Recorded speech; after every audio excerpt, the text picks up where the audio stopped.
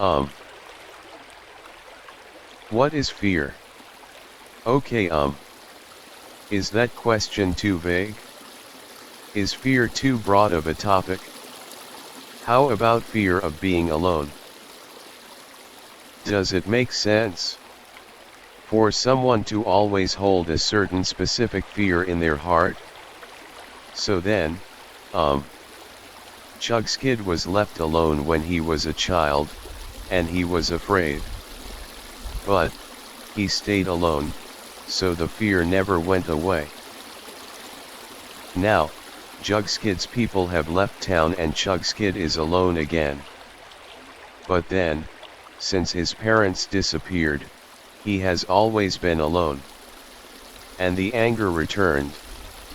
Chugskid did have an axe and he used it. Chugskid remembers being angry, but then he learned that his axe couldn't help him with that fear. His axe would never bring his parents back. The only thing that he could do was be the kind of child that his parents would want.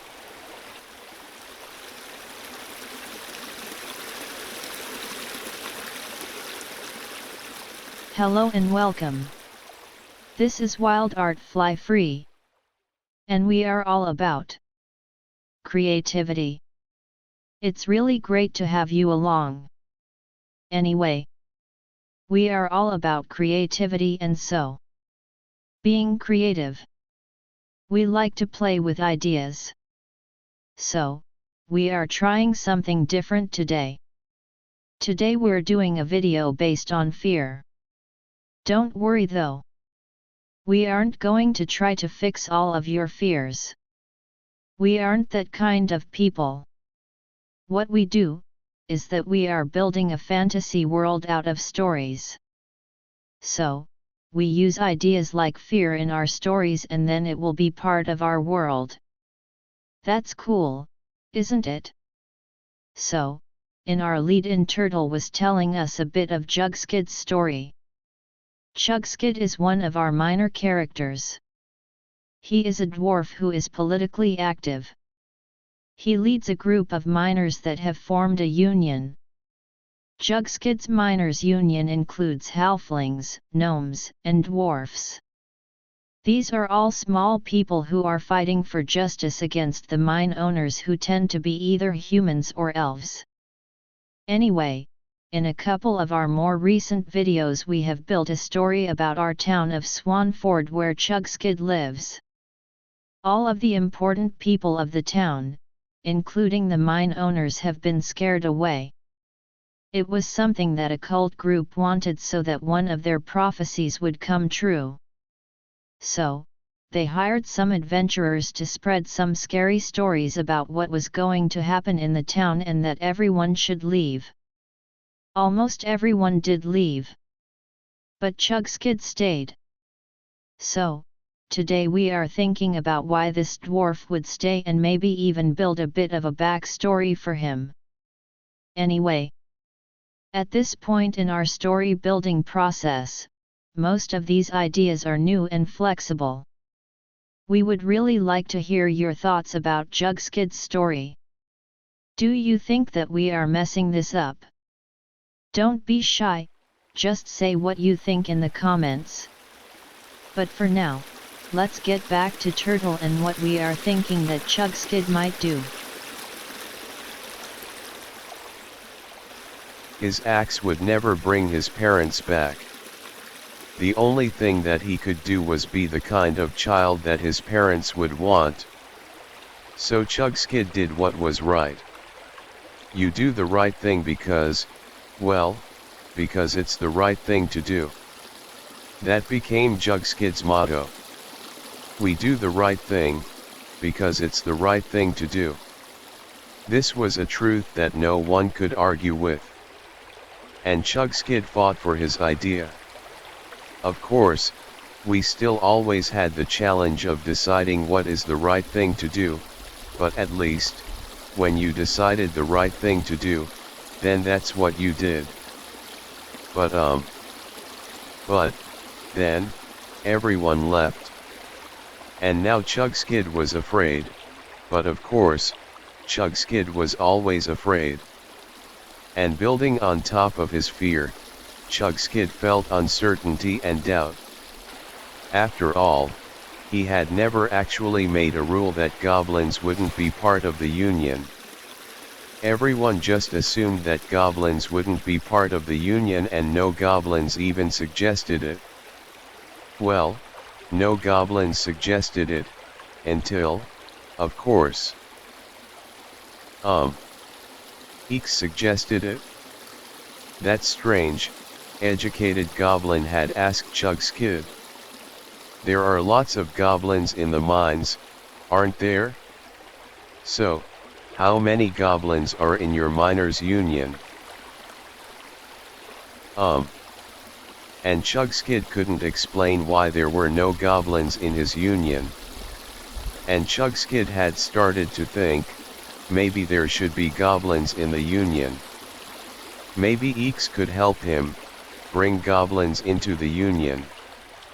But then Eeks left. So many people left. They were afraid of something that didn't make sense. Hello. How are you, Woo? So, what do you think about our character, Chugskid? For his backstory, I'm afraid that we made him an orphan of some sort. We haven't decided what happened to Chugskid's parents, but he probably wasn't just abandoned, because he isn't angry. He is afraid. He is afraid of being alone, and, well, probably he is afraid to make any serious relationships. Does that make sense? If you have been abandoned once, then you will be afraid to get close to anyone again. And, well, we can play with this idea some more, but Chugskid did have an affinity for the goblin named Eeks. But then Eeks went away. That had to sting a bit, didn't it? So, we are also playing with the idea that Chugskid doesn't like to fight. That is not what you might expect from a dwarf, though. Dwarfs love to fight. Fighting is part of dwarf culture. So, how might that affect Chugskid's relationships with other dwarfs? Would they think Chugskid is a coward? Well, in fairness, is Chugskid a coward? Please tell us what you think. So, that's something else we can play with. Anywho, another idea that we are playing with involves goblins. Chugskid's union has small people, including halflings, gnomes and dwarfs. But it doesn't have any goblins, even though there are many goblin miners. This is all part of a separate storyline. As a culture, the goblins have only recently become accepted into the mainstream society. In not too distant history, goblins were only thought of as someone to fight with when you are on an adventure. Only 2 or 3 generations ago, if a human or a dwarf saw a goblin, they would try to put an arrow through it. Now though, people aren't supposed to shoot at goblins unless they deserve it. Plus, I just refereed to a goblin as it. I really need to say him or her or them instead.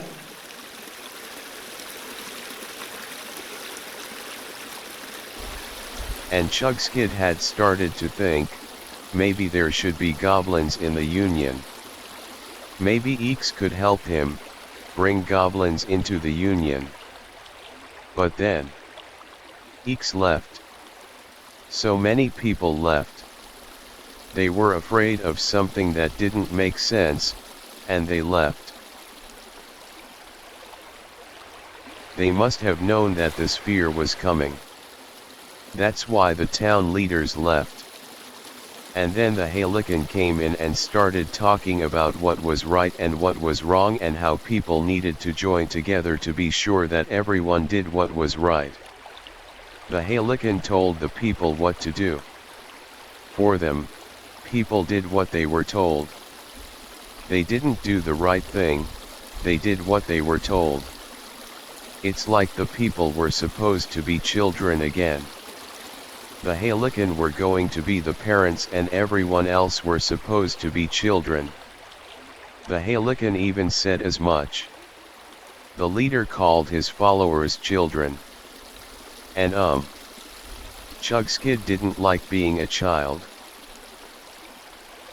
And now this fear has taken over the town and the mines, and so, the only people who were left were the Halikan. The Halikan had taken over the mines. They were down there now. They mostly stayed down there. Chugskid was in the town. That thing was up here somewhere, too. Chugskid could feel it. Chugskid wanted to stay and fight. There were people who had joined the Halikan because of the fear. They were Chugskid's people, and he was sure of one thing. Staying with his people was the right thing to do. Chugskid couldn't accept the Halikan's teachings that they were the parents and everyone else were children. That just didn't make sense. So, Chugskid had decided the right thing would be to stay with his people. He would stay with his people and try to stop the Halikan. Not fight them. No. If it was a real fight, then some of Chugskid's people would be on the wrong side. That wouldn't be right. No, Chugskid would have to use truth and logic. That was how he had started the Union in the first place, with truth and logic. So. Chugskid wondered, had anyone ever tried talking to the monster fear that was stalking the town? Had anyone ever tried confronting the thing with truth and logic? Being alone made Chugskid afraid, but it was fear that had scared all of the people away. So, the right thing to do was to fight against the fear. Yes. Chugskid planted his feet, ready to fight. Fighting the fear was the right thing to do, Chugskid was now sure, and he knew he was going to do the right thing. He was going to fight the fear with the only thing he had: truth and logic.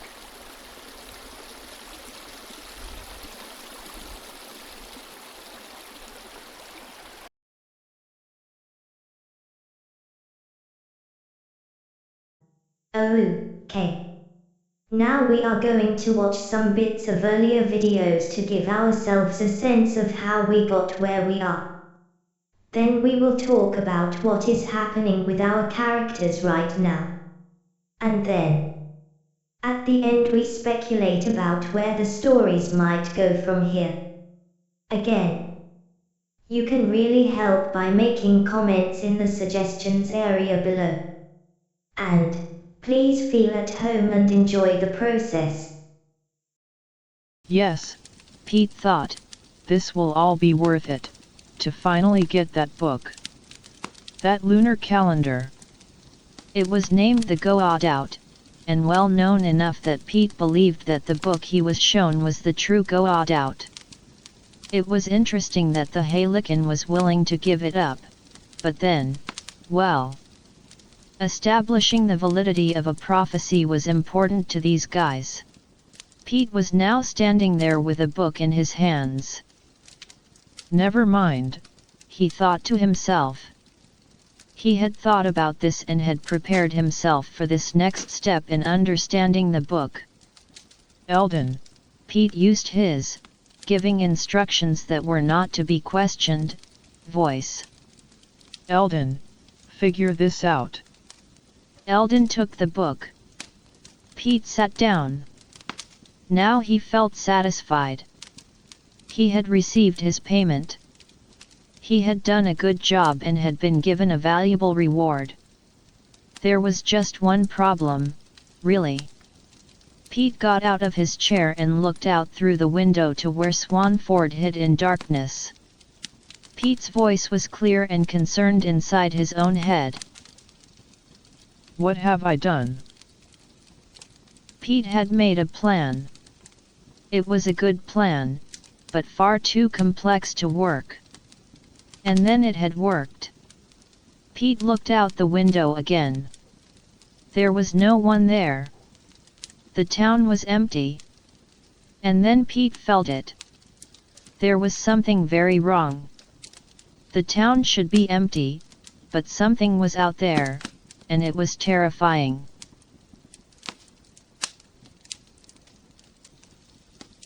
Our viewpoint floats down to where we can see 3 people walking along a road. As we drift closer, the people become a young human man, a young halfling woman, and what looks like a walking Christmas tree. The tree is actually a dwarf wizard named Pete, who is leading the group.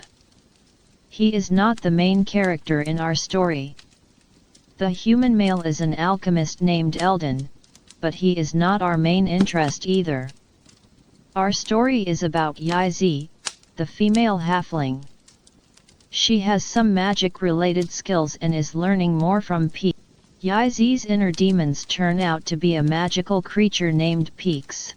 They are on a quest that Pete wants to deal with. He's got some weeks to get across the continent, and they start at Gurlad. And so just for fun, we're going to see what kind of people they meet in the port city of Gurlad, right?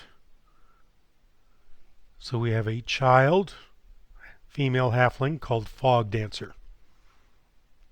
So, anyway, why would someone like Pete want to bring his young associates halfway across a continent? What does Swampford offer that is worth that much trouble? For a dwarf, Pete is still a young adult. In human terms, he would be approximately 30 years old. He is good at being a wizard, and being a wizard is just about all that concerns Pete. Let's talk about Eldin. He is a young adult alchemist. In human terms, he would be about 20 years old. Our alchemist is as young as you would expect that a working alchemist could be, but Eldin is exceptionally talented. All of the important people have now left Swanford. Pete is asking himself, Pete, what have you done? He was the person who came up with the plan to scare away the authorities. He had an agreement with a cult called the Halikan to support a prophecy. The prophecy is obscure, as these things usually are. Pete came up with some good ideas about what the words might mean and devised a plan to make the words become the truth. The only thing that Pete hadn't planned for was that his plan might actually work. Okay. It's time for the big reveal. What was the Halikan prophecy that Pete worked to support?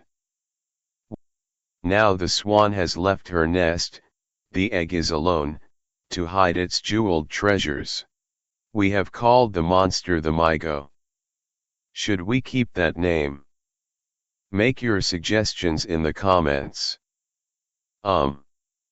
Is the Mygo a metaphor for what happens to a town when all of the authorities have left? Maybe not just the authorities, but all of the sense of right and wrong.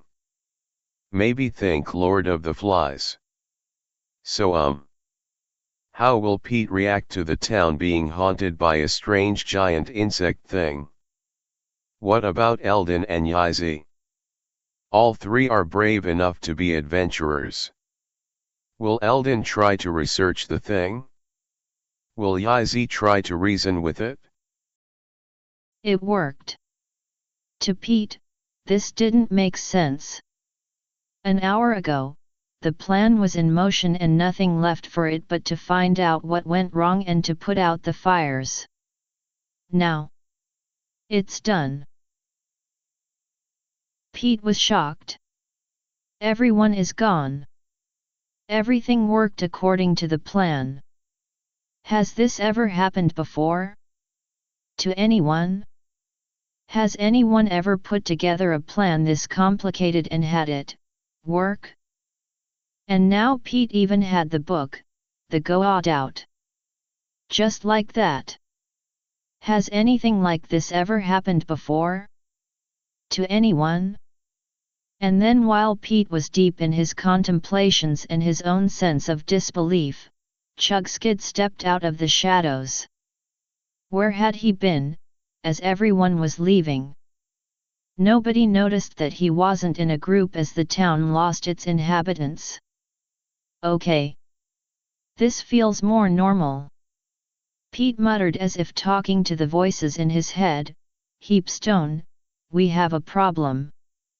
For now Pete decides to keep this info as a secret. Yixi and Eldon are curious of course. They wonder what was worth emptying out a town for.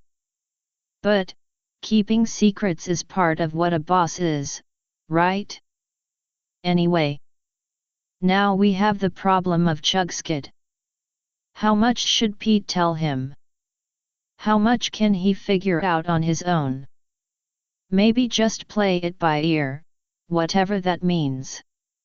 When Chugskid does learn about the Halikan prophecy, how might he react? Would he accept the cost? Could this break the monopoly that the humans and elves have on property ownership? Is there any way for Chugskid to help the small people to gain the power they deserve?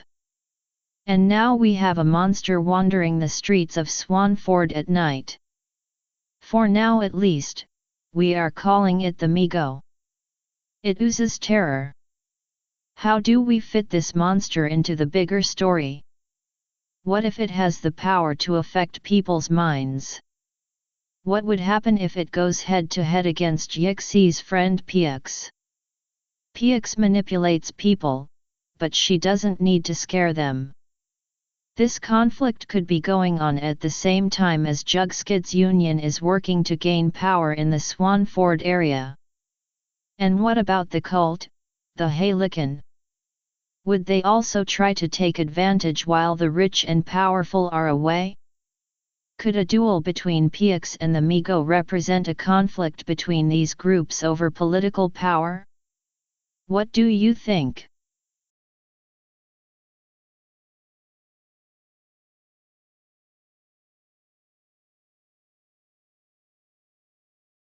We need to remember. Dowwig and Alex will be coming back to Swanford in a few weeks. What will they find? Will the town be run by a Halikan cult, or by the Miners' Union and Chugskid? Or will there still be a fight going on? Or will the place be a smoldering ruin?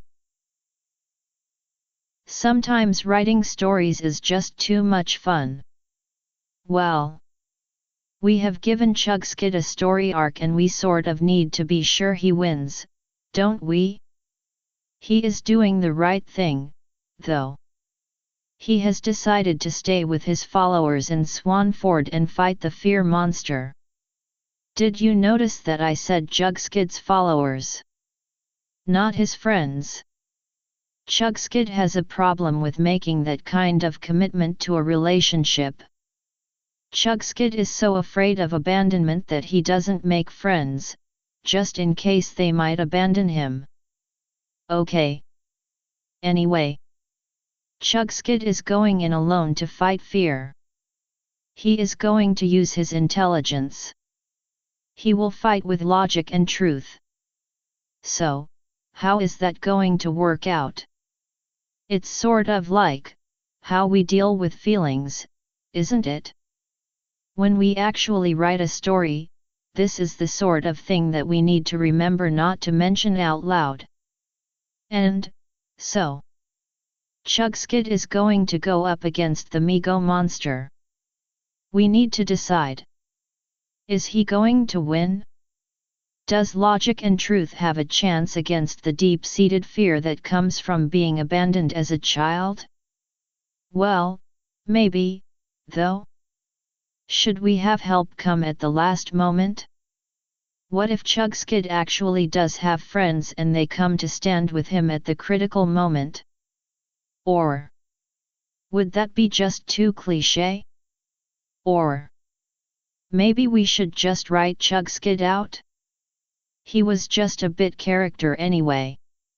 If we write him out, we can start to build an even deeper conflict. Okay. Probably not. Please tell us what you think. What sort of story are we writing?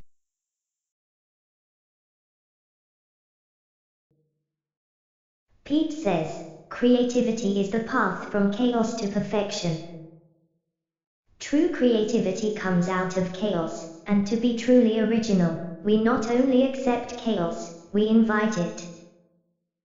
But don't worry, you are with friends. Chaos is not scary when we greet it with acceptance, imagination and a willingness to play. Then brainstorming comes along and it is all about inviting chaos into the project. It could definitely mess us up, if it's done right. Join us, while we build something that has never been before.